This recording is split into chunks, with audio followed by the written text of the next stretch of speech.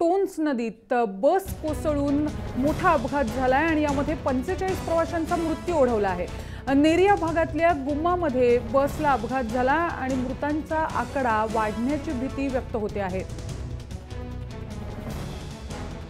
शिवाजी शिंदे आपले प्रतिनिधी फोन लाईनवरून आपल्याबरोबर आहेत। शिवाजी, मोठा अपघात म्हणावा लागेल हा। बसमध्ये एकूण किती प्रवासी होते आणि कशामुळे हा अपघात झाल्याची शक्यता वर्तवण्यात येते?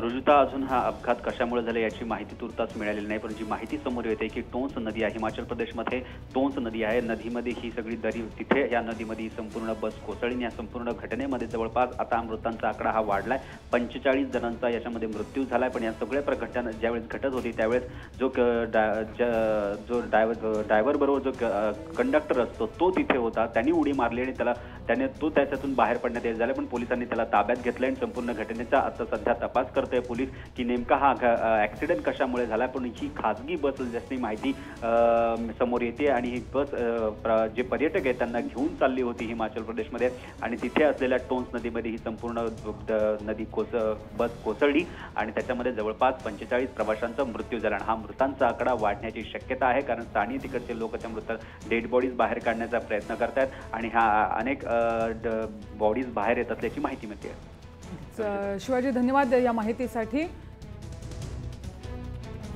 नेरिया भागात घडलेला हा अपघात आहे आणि यामध्ये 45 प्रवाशांचा मृत्यू झालाय। हिमाचल प्रदेशच्या टोन्स नदीमध्ये एक प्रवासी बस कोसळली आणि यामध्ये तब्बल 45 प्रवाशांचा मृत्यू ओढवला आहे।